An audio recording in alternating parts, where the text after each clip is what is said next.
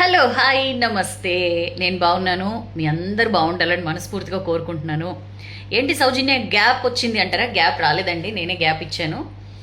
సరే, ఇవాళ అయితే ఒక మంచి స్టోరీతో మీ ముందుకు వచ్చా. మంచి స్టోరీ ఎప్పుడు చెప్పేలానే మంచి స్టోరీయే, ఎందుకంటే నిజంగా చాలా మంచి స్టోరీ, మనందరికీ చాలా అవసరమైన స్టోరీ ఇది. సో ఆలస్యం చేయకుండా షేర్ కొట్టేయండి, ఓకేనా? అనగనగా ఒక ఊళ్ళో ఒక ఒక ఒక అతను మామూలుగా రెగ్యులర్గా ఆఫీస్కి వెళ్ళే దారిలో ఒక ఒక బామ్మ ఒక బుట్టలో ఈ సంత్రాలు అంటారు కదా, మన ఆరెంజెస్, కమల పండు కూడా అంటారు, అవి అమ్ముతూ ఉంటుందన్నమాట. అతను ఆఫీస్కి వెళ్ళే దారిలో రోజు అతను ఆమె దగ్గర కొంటాడు. అతనికి ఒక అలవాటు ఉంటుందన్నమాట. ఒక పండు తీసుకొని, కమలకాయ తీసుకొని ఒలిచి తిని చూసి అబ్బా పుల్లగా ఉందని చెప్పి అక్కడే ఉంచేస్తాడు. ఇంకోటి చూసి అబ్బా ఇది అలానే ఉందని మళ్ళీ ఉంచేసి ఆ తర్వాత ఇంకొకటి తీసి ఇది బాగుంది అని చెప్పి అలాంటివి అతనికి కావాల్సినవి పిక్ చేసుకొని వెళ్తూ ఉంటాడనమాట.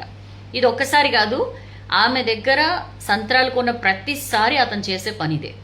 అయితే ఒకసారి వాళ్ళ వైఫ్తో వెళ్తూ ఉంటాడు ఎక్కడికో. వెళ్తూ ఉంటే అక్కడే రోడ్ పక్కన ఆ అమ్మ కనిపిస్తుంది, ఆ బామ్మ, సంత్రాలు అమ్మే అమ్మ కనిపిస్తే ఈ బామ్మ దగ్గర చాలా బాగుంటాయి సంత్రాలు అని చెప్పి సేమ్ అట్లానే ఎట్లయితే ఒకటి ఒలిచి తిని చూసి పుల్లగా ఉందని ఇంకోటి అట్లా ఉంచేసి తర్వాత తీసుకుని వెళ్తాడనమాట. ఆ తర్వాత ఇట్లా రోజు సంత్రాలు తీసుకెళ్తూ ఉంటాడు. ఆ తర్వాత ఒక రోజు ఏమవుతుందంటే మళ్ళీ ఇంకొకసారి మళ్ళీ వాళ్ళ వైఫ్ని ఎక్కడి నుంచో పిక్ చేసుకుని వెళ్తూ ఉంటాడు. లేట్ అవుతుంది, బట్ అయినా సరే బామ్మ అక్కడ ఉంటుందన్నమాట.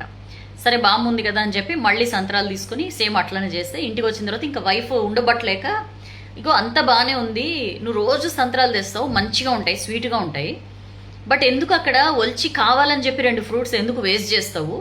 ఇది బాగాలేదు పుల్లగా ఉందని చెప్పి అక్కడ పెట్టేస్తావు, ఆమెకి పాపం డబ్బులు వేస్ట్ కదా, ఆమె అమ్ముకోలేదు కదా అవి అని చెప్పంటే అతను నవ్వుతాడనమాట. నవ్వి, ఓ పిచ్చిమోహం, నేను ఆమెకి డబ్బులు వేస్ట్ చేయట్లా, ఆమె పాపం పొద్దున్నుంచి రాత్రి దాకా కూర్చుని సాయంత్రం దాకా కూర్చుని సంత్రాలు అమ్ముతుంది, బట్ ఆమెకి తినాలనిపించినా తినదు, ఎందుకంటే ఇవి అమ్మితే డబ్బులు వస్తాయి, నా ఇల్లు గడుస్తుంది అనే ఇదితో ఆమె ఎప్పుడు కూడా సంత్రాలు తిందు, అందుకనే కనీసం నేను ఇట్లా ఒలిచి అక్కడ ఉంచేస్తే అయినా సరే ఆమె తింటుందని చెప్పి నేను అట్లా ఒలిచి బాగాలేదని చెప్పి అక్కడ ఉంచేస్తుంటాను, ఆమె ఎలాగా అవి అమ్మలేదు కాబట్టి ఖచ్చితంగా తింటుంది, అందుకని చెప్పి అలా చేస్తాను అని చెప్పి అంటాడు. షీ ఫీల్స్ వెరీ హ్యాపీ అనమాట. అబ్బా, నా హస్బెండ్ ఏ సంబంధం లేని మనిషి గురించి ఎంత ఆలోచిస్తున్నాడంటే నన్ను ఎంత బాగా చూసుకుంటాడు అని చెప్పి I'm very lucky to have you అని చెప్పి అంటుందన్నమాట. అయితే ఇదంతా అటు సైడ్ ఆ బామ్మ పక్కనే ఇంకొక వెండర్ ఉంటుంది, ఇంకొక ఆమె ఉంటుంది. ఇతను సంత్రాలు తీసుకుని వెళ్ళిపోయిన తర్వాత ఈమె అంటుందన్నమాట, ఇగో నువ్వు అసలు ఏం పిచ్చి మాలోకంలో ఉన్నావు, నువ్వేమో అతనేమో నీ సంత్రాలన్నీ వేస్ట్ చేస్తున్నాడు, ఒలిచేసి అక్కడ పెట్టేస్తున్నాడు, నువ్వేమో నేను తూకం చూస్తున్నాను ఇందాక, నువ్వు ఇష్టం వచ్చినట్లు ఎక్స్ట్రాలు వేసేస్తున్నావు, 2 కాయలు 3 కాయలు ఎక్స్ట్రాలు వేసేస్తున్నావు, అతనేమో కబుర్లు మాట్లాడి నిన్ను మంచిగా మాటల్లో పెట్టి అతను తీసుకుపోతున్నాడు అని చెప్పి అంటుందన్నమాట. అప్పుడు ఈ బామ్మ నవ్వి అంటుందన్నమాట, ఓ పిచ్చిమా, అట్లేం లేదు, అతను అట్లా ఒలిచి ఉంచేసేది ఎందుకు అనుకుంటున్నావు, అవి నేను తినాలనే నా కోసం అతను అట్లా ఒలిచేసి అట్టు పెట్టేస్తున్నాడు సంత్రాలు, అంతేగాని అవి పుల్లగా ఉన్నాయనో ఇంకోటనో కాదు, ఇంకొకటి అతను అలా నా కోసం వదిలేస్తున్నాడు కాబట్టి, అతను నా మీద అంత ప్రేమ చూపిస్తున్నాడు, అంత కేర్ చూపిస్తున్నాడు కాబట్టి అతనికి కూడా ఇంకొక 2-3 కాయలు నేను ఎక్స్ట్రా వేసి నా ప్రేమను నేను ఆ రూపంలో చూపిస్తున్నాను, అంతే తప్ప అతను నన్ను ఏదో మాటల్లో పెట్టి మోసం చేస్తున్నది కాదు అని చెప్పింది. ఆమె కూడా బామ్మ మాటలు విన్న తర్వాత అబ్బా ఎంత ఇదా వీళ్ళిద్దరి మధ్య అనుకుంటుంది అనమాట. ఇన్ఫ్యాక్ట్ వాళ్ళిద్దరి మధ్య ఏం సంబంధం లేదు, she's just a fruit vendor. కానీ మనం ఎవరితో అయినా ప్రేమగా ఉండొచ్చు, ఎవరి మీదైనా ఒక ఎఫెక్షన్ చూపించవచ్చు అనడానికి ఈ స్టోరీ ఒక ఉదాహరణ అండి. అతను ఏదైతే ఎఫెక్షన్ చూపించాడో ఏమి కానీ ఆమె మీద, ఆమె కూడా ఆ ఎఫెక్షన్ తను ఫీల్ అయింది కాబట్టి తను కూడా రెసిప్రోకేట్ చేసింది, తను కూడా ఉల్టా చూపించగలిగింది. చాలా ఫేమస్ డైలాగ్, నేను అనేకసారి చెప్పాను, ప్రేమిస్తే పోయేది ఏముంది డూడ్, తిరిగి ప్రేమిస్తారంతే అని చెప్పి మన డార్లింగ్ ప్రభాస్ డైలాగ్ ఉంది కదా.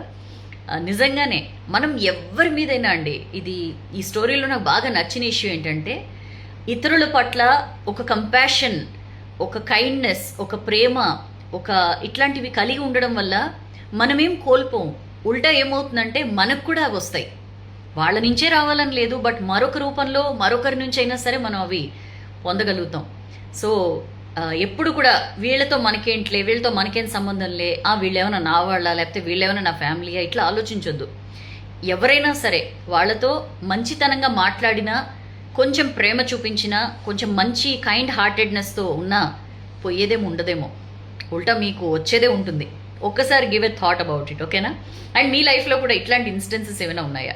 మీకు ఏం సంబంధం లేని వ్యక్తులతో మీరు మంచిగా ఉండడం వల్ల మీకు కూడా మంచి జరిగిన సందర్భాలు ఉంటే ప్లీజ్ లెట్ మీ నో, కింద కామెంట్ సెక్షన్లో పోస్ట్ చేయండి. అండ్ ఎప్పుడూ చెప్పే మాటే, వీడియో నచ్చితే లైక్ చేయండి, బాగా నచ్చితే షేర్ చేయండి. బట్ డెఫినెట్లీ షేర్ చేయండి, ఎందుకంటే ఈ స్టోరీ మనందరికీ సంబంధించింది.